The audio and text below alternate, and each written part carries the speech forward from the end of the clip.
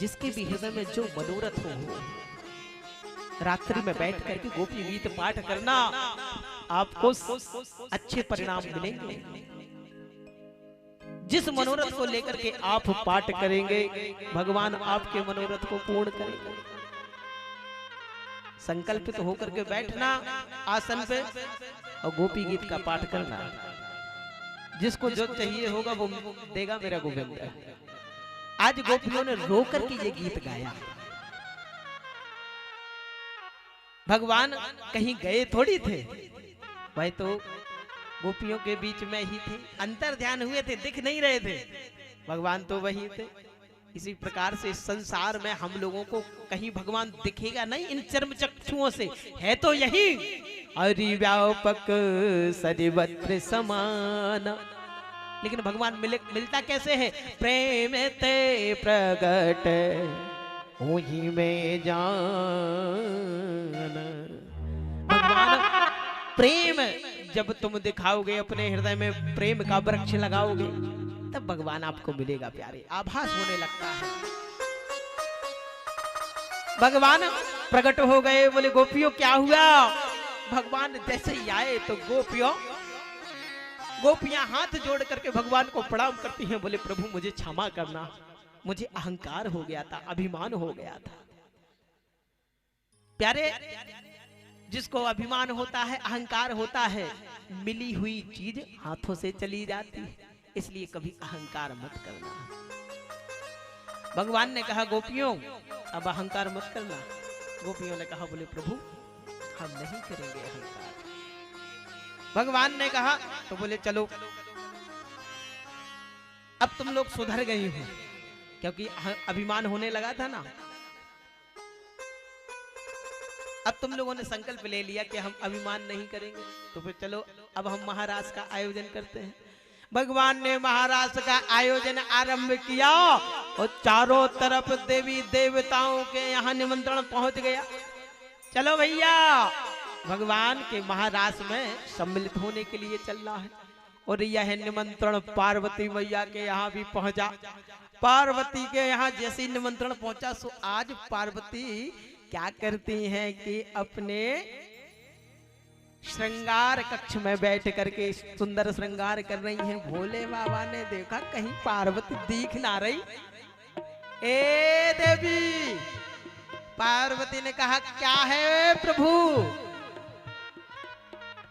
भगवान ने कहा नजर नहीं आ रही हो, कहाँ हो? इधर आओ, भांग घोटने का समय हो गया है। पार्वती ने कहा आज भांग नहीं घोटने वाली। क्यों? बोले आज तो हम महाराज में जा रहे हैं।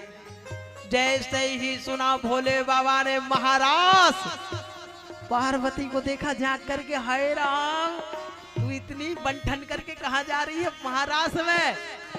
भोले बाबा कहने लगे, बोली पार्वती मुझको भी ले चलना।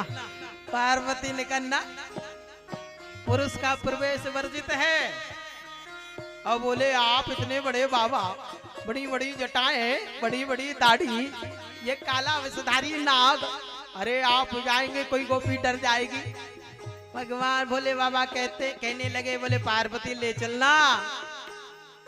पार्वती ने कहा नहीं, मैं आपको नहीं ले जाऊंगी। भोले बाबा ने कहा बोले एक काम करो पार्वती, हमें तुम अपनी साड़ी पहना दो और सुंदर श्रृंगार कर दो और साथ में ले चलो। पार्वती ने कहा बोले आपने अपनी काया देखी, एकदम मस्त मलंग रखे हुए हो महाराज, और आप हमारी साड़ी तो होएगी नहीं आपको, हाँ छोटी पड़ जाएगी। बोले बाबा ने कहा कोई बात नहीं, छोटी से काम चला लेंगे। और बोले तुम चिंता मत करो, हम बोलेंगे नहीं। बोलेंगे नहीं। और बोले हम क्या कहेंगे उन गोपियों से? बोले कह देना कि हमारी सहेली है, साथ में लेकर के आए। बोले नहीं नहीं नहीं प्रभु, हम नहीं ले जा रहे हैं।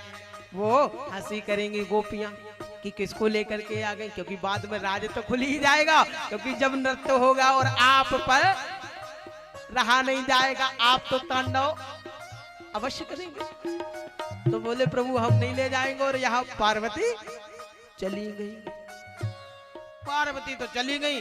अब यहाँ भोले बाबा बैठे विचार करने लगे क्या करें, पार्वती तो ले ले गई, कोई बात नहीं, नहीं ले गई तो क्या हुआ, क्या मैं अपने हाथों से साड़ी नहीं पहन सकता। भोले बाबा गए पार्वती के कक्ष में, वो साड़ी उठाई, अच्छी बढ़िया चमकती हुई आई है लाल साड़ी एकदम, और लाल साड़ी को धारण किया भोले बाबा ने। साड़ी तो पहनने है क्योंकि श्रृंगार तो भोले बाबा का अद्भुत है,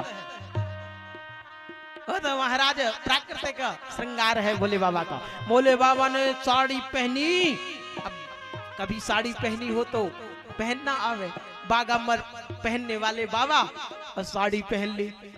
अब पूरी साड़ी पहने ही ना पाया, बोले क्या किया जाए, ये तो पहनने ही में नहीं आ रही, क्या करें, एक गांठ इधर लगाई, एक गांठ इधर लगाई, एक गांठ इधर लगाई, चारों तरफ गांठे गांठे लगा ले। भोले बाबा ने कहा अब ठीक है, अब ये खिसकेगी नहीं। अब भोले बाबा गए, अब भोले बाबा जैसे ही महाराष्ट्र में गए, सोई ललिता और विशाखा ने रोक दिया, एक रुक। भोले बाबा ने घूंघट कर लिया था, क्यों, क्योंकि अगर चेहरा देख लेगी गोपी तो अंदर नहीं जाने देगी। भोले बाबा ने घूंघट पकड़ दिया। गोपियों ने कहा बोले परिचय दो अपना, परिचय दो। भोले बाबा ने कहा मैं कैलाशपुरी से आई हूँ। अच्छा अच्छा, कैलाशपुरी से, क्या नाम है, शिवांगी। अच्छा, पहले कभी देखा नहीं मैंने तुम्हें ब्रज में? नहीं, मैं ब्रज में नहीं रहती हूँ, वो कैलाश हमारा पर्वत पे है ना। अच्छा, वहां है नगर। अच्छा, तो वहीं से तो नहीं आई हो कहीं, वहां पार्वती रहती? हाँ हाँ हाँ हाँ, वहीं से आई। ललिता कहने लगी बोले मुख दिखाओ अपना, दिखाओ मुखड़ा। भोले बाबा ने कही अब हो गई गड़बड़, अगर देख लिया मुंह तो फिर प्रवेश देने वाली नहीं। भगवान कहने लगे बोले नहीं, हम मुख किसी को दिखाते नहीं है। अच्छा, बोले हमारे मुख दिखाने का नेंग बहुत तगड़ा लगता है, इसलिए दिखाते नहीं है। गोपी कहने लगी सुनो ये बातें बहुत बना रही है, चलो उठाओ अपना घूंघट।